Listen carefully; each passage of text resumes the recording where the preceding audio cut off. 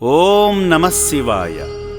కొంట్లగూడెం వాస్తవ్యులైన ఎం లింగస్వామి, కవితా దంపతులు వారి కుటుంబ సభ్యులతో కలిసి యాదాద్రి భువనగిరి జిల్లా చౌటుప్పల్లోని అమ్మా నాన్న అనాథ ఆశ్రమానికి విచ్చేశారు.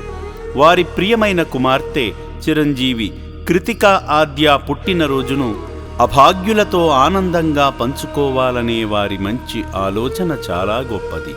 ముందుగా ప్రేమస్వరూపులైన దంపతులు వారి కుటుంబంతో కలిసి శ్రీ పుణ్యలింగేశ్వర స్వామిని దర్శించుకున్నారు. వారి కుటుంబ సభ్యుల పేర్లపై వారి గోత్రనామమైన పాండవులు గోత్రంపై శివయ్య చెంత ప్రత్యేక అర్చనలు నిర్వహించుకున్నారు. భక్తి పారవస్యంతో శివయ్యకు స్వయంగా అభిషేకం చేసి ఆ పరమేశ్వరుని దివ్య ఆశీస్సులను పొందారు.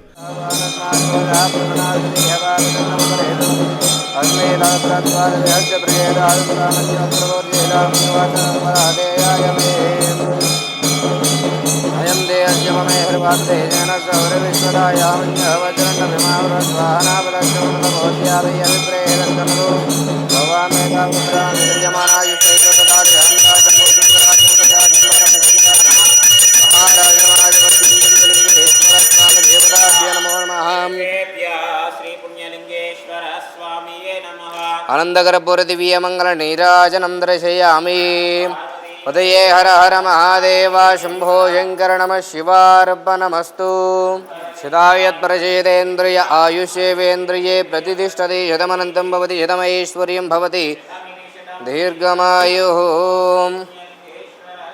దివ్యానుకూల్యతా ఫలసిద్ధిరస్తు తదాస్తు. తమ కుమార్తె ఆయురారోగ్యాలతో వర్ధిల్లాలని ప్రార్థిస్తూ ఆశ్రమంలో జరుగుతున్న హోమంలో పాల్గొన్నారు.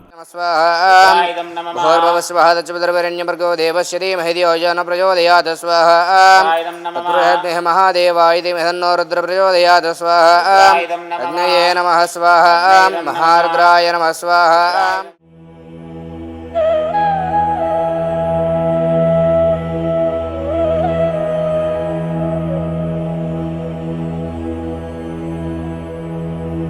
అభాగ్యుల మనుగడ కోసం నిర్మిస్తున్న శివాలయ నిర్మాణ పనులు జరుగుతున్న ప్రదేశానికి వెళ్లి తమ వంతుగా ఇటుకలను అందించారు. లింగస్వామి, కవితగార్ల కుమార్తె చిరంజీవి కృతికా ఆద్య పుట్టినరోజును పురస్కరించుకుని సేవాశ్రమంలోని అభాగ్యులందరికీ అన్నదానం చేసి కడుపు నింపారు.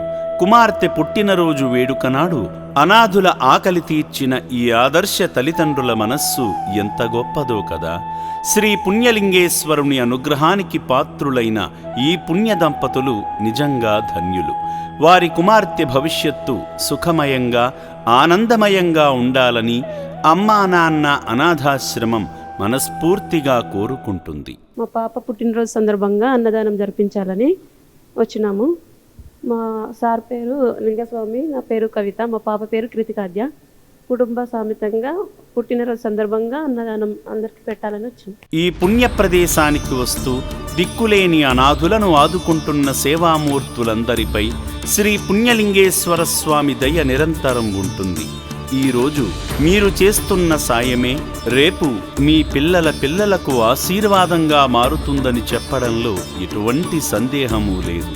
శివాశీస్సులు పొందిన భక్తులందరూ ఈ దివ్యక్షేత్రాన్ని పునర్దర్శనం చేసి స్వామివారి కరుణాకటాక్షాలు పొందాలని సేవాశ్రమం ఆశిస్తోంది. దాతలకు, సేవామూర్తులకు విన్నపం: ఈ అభాగ్యుల పట్ల మీ దయాహృదయాన్ని ఈ వీడియో చూడటం వరకే పరిమితం చేయవద్దని మనవి. ఈ అనాథుల అన్నదానం కోసం విరాళాల రూపంలో అయినా, బియ్యము, పప్పు, కిరాణా రూపంలో అయినా సాయం చేస్తే పుణ్యం పొందినవారవుతారు.